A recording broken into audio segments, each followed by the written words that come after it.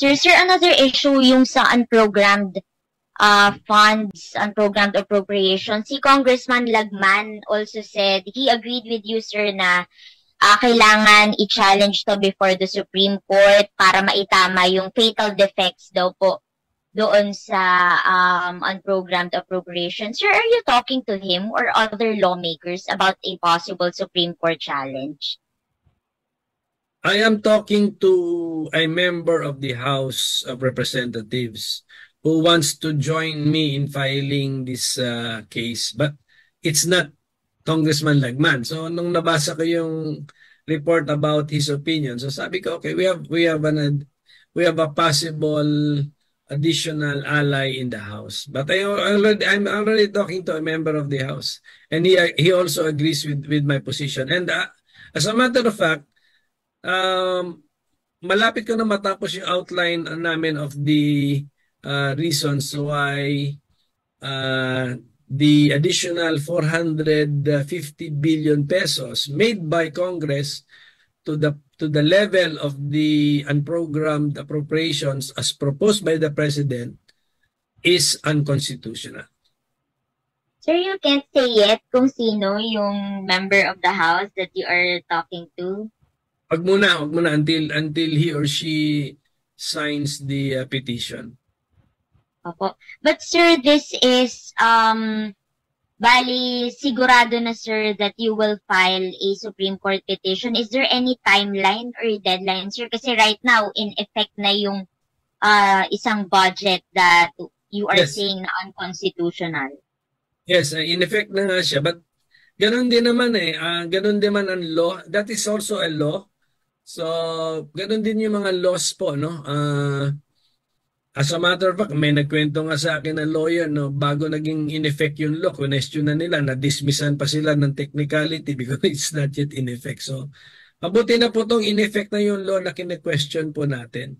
So, let us just discuss allow us some time to discuss with the lawyers.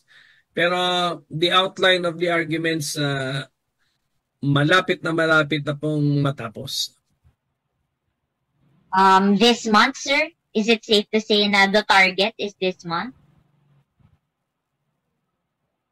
The target is supposed to be this week, pero siyempre it depends on the lawyer's readiness.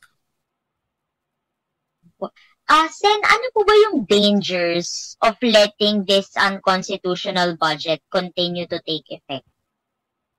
Number one is we should always respect the Constitution. So more than the budget na ito, it's respecting the Constitution.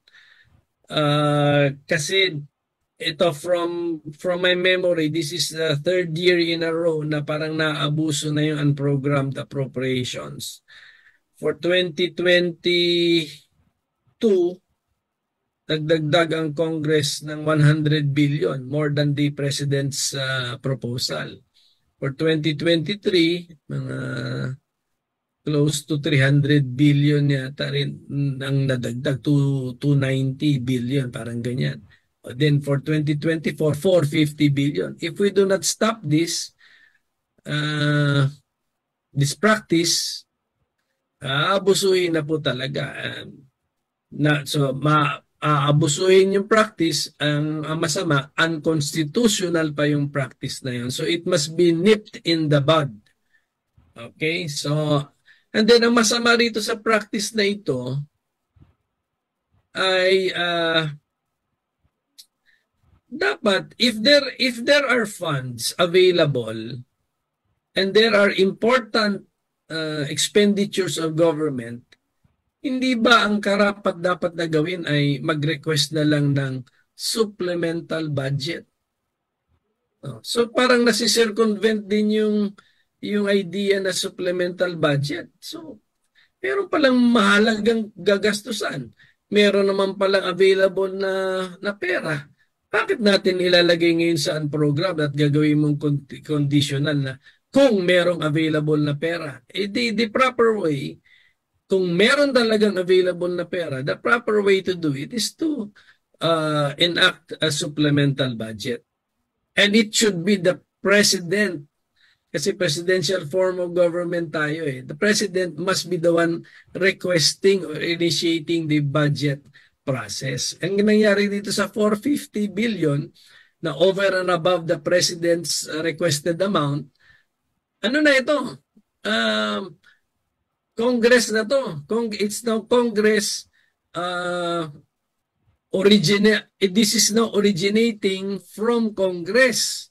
So, parliamentary system po yan, hindi na po yan presidential system. So, more of, sir, para malinaw na yung, or para explicitly masabi na prohibited talaga by the Constitution na sobra sa Senate ng President yung unprogrammed appropriations.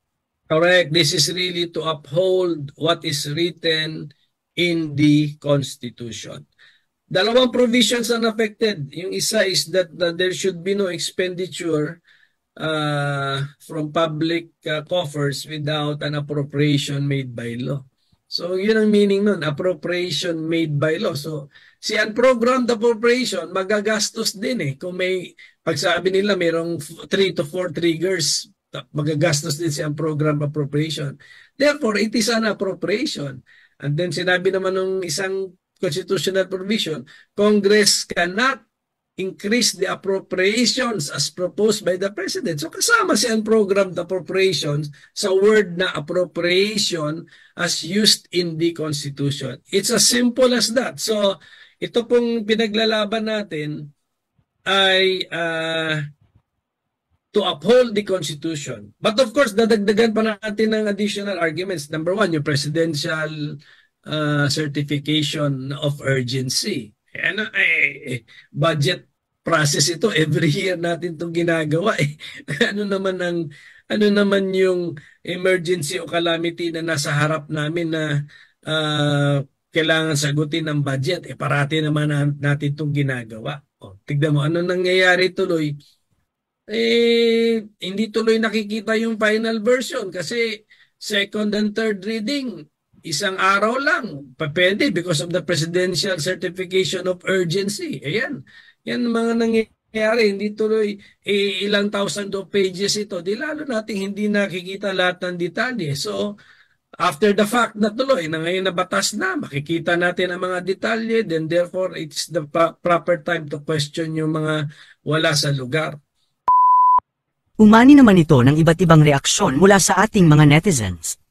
Ayon kay Nova Carpio, walang pakialam si Marcos kahit mamulubi ang Pilipinas, basta importante maaprobahan kahit unprogrammed funds.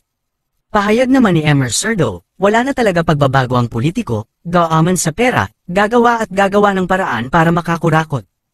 At ito naman ang saloobin mula sa ating kababayan na si Sonny Brozas, baka may agreement na kung paano ang hatian.